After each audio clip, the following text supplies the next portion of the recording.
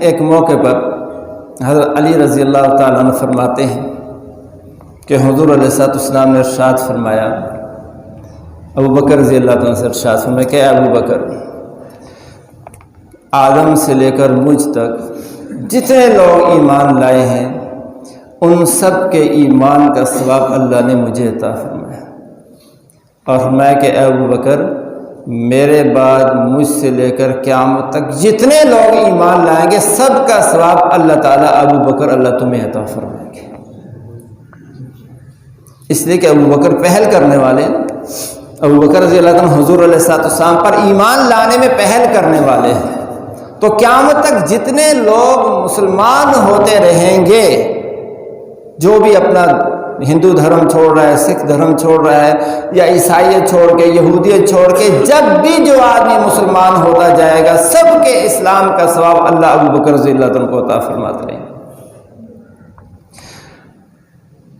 اور اسی طرح حضرت علی رضی اللہ عنہ سے ایک آدمی نے پوچھا کہ ما بال المہاجرین والانصار، کہ ان مہاجرین اور انصار کو کیا ہوا تھا کہ جب آپ بھی موجود تھے تو انہوں نے، مہاجرین اور انصار نے، آپ کی موجودگی میں ابو بکر کو امیر المومنین کیوں بنا دیا تھا؟ بہت اہم بات کہنے لگا ہوں میں۔ کسی آدمی نے حضرت علی المرتضی رضی اللہ عنہ سے سوال کیا کہ جب حضور علیہ السلام کا وصال ہوا تو پھر مہاجرین اور انصار کو کیا ہوا کہ آپ کی موجودگی میں انہوں نے آپ کو چھوڑ کر ابو بکر کو امیر المومنین خلیفہ بنا دیا؟ انہوں نے ایسا کیوں کیا؟ تو حضرت علی المرتضی رضی اللہ عنہ نے فرمایا کہ پوچھا تو کس قبیلے سے ہے؟ اس نے بتایا عائزہ سے ہوں۔ پھر فرمایا کہ اگر کسی انسان کو قتل کرنا حرام نہ ہوتا تو تیرے سوال کی وجہ سے میں تجھے قتل کروا دیتا۔ اور پھر فرمایا کہ ابو بکر رضی اللہ تعالی عنہ 4 کاموں میں مجھ سے اللہ نے ابو بکر کو فضیلت عطا فرمائی۔ 4 کاموں میں اللہ نے ابو بکر رضی اللہ تعالیٰ عنہ کو مجھ سے فوقیت اور فضیلت عطا فرمائی۔ پہلا فرمایا کہ تقدیم الامامہ، کہ امامت کے امام بننے میں اللہ تعالیٰ نے ان کو مجھ پر فوقیت عطا فرمائی، اور حضور علیہ السلام نے اپنی زندگی کے اندر اپنے مصلی کا امام ابو بکر کو بنایا ہے۔ اور ایک موقع پر حضرت علی دوسری روایت میں فرماتے ہیں کہ حضور علیہ السلام نے قدم النبی صلی اللہ علیہ وسلم ابا بکر فصلی بالناس، کہ ابو بکر رضی اللہ تعالیٰ عنہ کو حضور علیہ السلام نے اپنی زندگی میں آگے کیا اور انہوں نے آ کے لوگوں کو نماز پڑھائی۔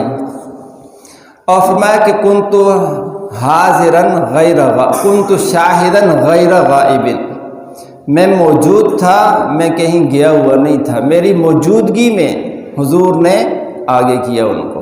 اور فرمایا کہ کنت صحیحاً غیر مریض، میں صحت مند بھی تھا، میں بیمار بھی نہیں تھا، میری صحت کی حالت میں، میری موجودگی میں اللہ کے نبی نے ابو بکر رضی اللہ تعالیٰ عنہ کو آگے کیا۔ اور یہ بھی صاف فرمایا کہ لو شاء یقدمانی لقدمانی، اگر حضور علیہ السلام مجھے امام بنانا چاہتے تو مجھے بنا سکتے تھے، لیکن میری موجودگی میں اللہ کے نبی نے ابو بکر رضی اللہ عنہ کو مصلی کا امام بنایا ہے۔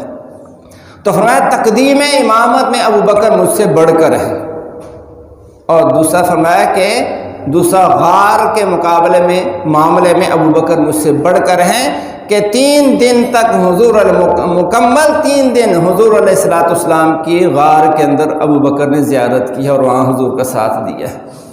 اور دوسرا تقدیم الہجرہ، ہجرت کے اندر ابو بکر مجھ سے پہلے ہیں کہ مکہ سے مدینہ کی طرف ہجرت حضور علیہ السلام کے ساتھ ابو بکر نے کی ہے، میں نے نہیں کی۔ اور چوتھا فرمایا افشاء اسلام، اسلام کے پھیلانے میں ابو بکر رضی اللہ تعالیٰ عنہ مجھ سے بہت بڑھ کر ہیں، انہوں نے جتنا اسلام پھیلایا ہے مجھ سے اسلام اتنا نہیں پھیلا۔ اس لیے ابو بکر رضی اللہ عنہ جو ہی مسلمان ہوئے اور مسلمان ہونے کے بعد جو عشرہ مبشرہ میں 10 بڑے صحابہ جن کو حضور علیہ الصلوۃ والسلام نے اپنی زبان اقدس سے جنت کی بشارت سنائی ہے، تو وہ ان میں سے تقریباً 7 صحابہ حضرت ابوبکر رضی اللہ تعالیٰ کی دعوت پر مسلمان ہوئے ہیں، اور پھر ان سے جتنا آگے اسلام پھیلا ہے وہ سارا کا سارا ابوبکر رضی اللہ تعالیٰ کے نامہ اعمال میں ہے۔ تو اور ساتھ ہی حضرت علی نے یہ فرمایا کہ ان اللہ ذم الناس کلہم ومدح ابا بکر۔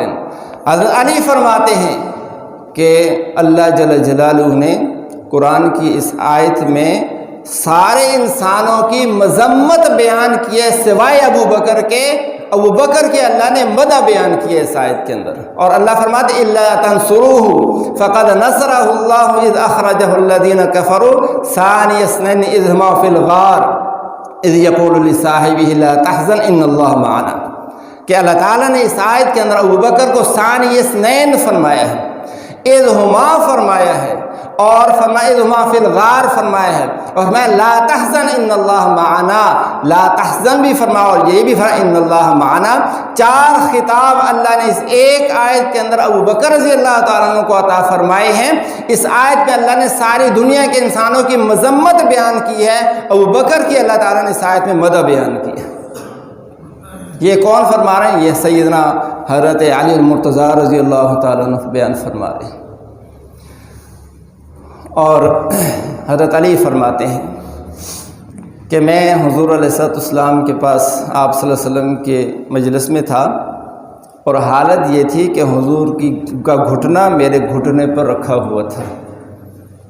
تو اس وقت میں ابوبکر اور عمر رضی اللہ تعالیٰ عنہ باہر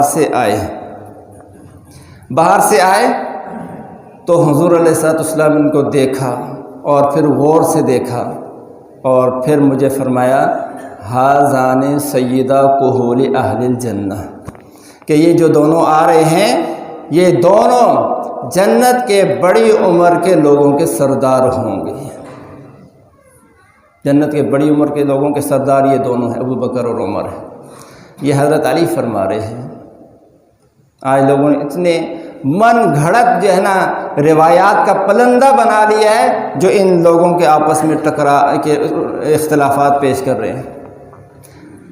صحابہ کو پرکھنے کا جو معیار ہے نا وہ تاریخی روایات نہیں ہے، وہ قرآن اور حدیث ہے۔ صحابہ کے آپس کے تعلقات کو پرکھنے کا معیار بھی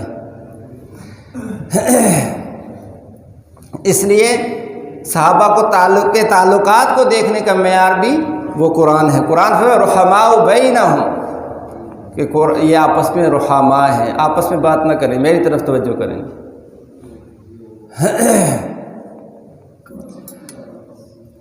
تو اس لیے حضرت علی رضی اللہ تعالیٰ خود حضور حضرت ابوبکر رضی اللہ عنہ کے فضائل بیان کرتے ہیں، اور حضرت علی کے بیٹے ہیں محمد بن حنفیہ۔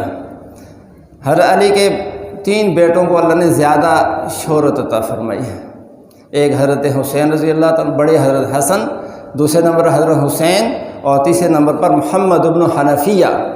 یہ محمد بن حنفیہ یہ حضرت علی کی غیر فاطمی اولاد میں ہے۔ خولہ ان کی والدہ کا نام تھا، اور یہ بنو حنیفہ قبیلہ تھا، اس سے تھیں یہ، تو اس سے یہ پیدا ہوئے محمد، اور والدہ کی طرف نسبت کر کے محمد بن حنفیہ جن کو کہا جاتا ہے، محمد بن علی نہیں کہا جاتا۔ علوی جو آوان جو ہے وہ انہی کی اولاد میں سے ان کا نسب چلتا ہے یہ۔ تو یہ محمد بن حنفیہ یہ کہتے ہیں کہ میں ایک دفعہ اپنے ابا حضرت علی رضی اللہ تعالیٰ سے پوچھا میں نے کہ من افضل الناس بعد النبی صلی اللہ علیہ وسلم، کہ نبی علیہ السلام کے بعد ساری انسانیت میں سب سے افضل کون ہے؟ یہ کون کہہ رہے ہیں؟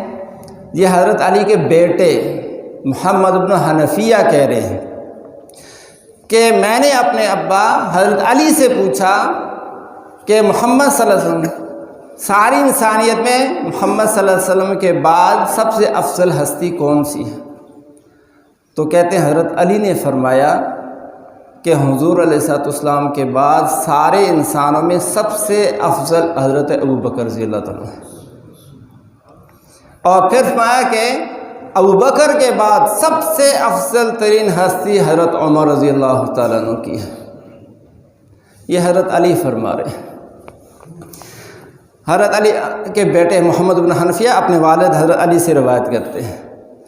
حضرت امام زین العابدین رحمۃ اللہ علیہ یہ حضرت حسین کے بیٹے ہیں، حضرت علی کے پوتے ہیں یہ۔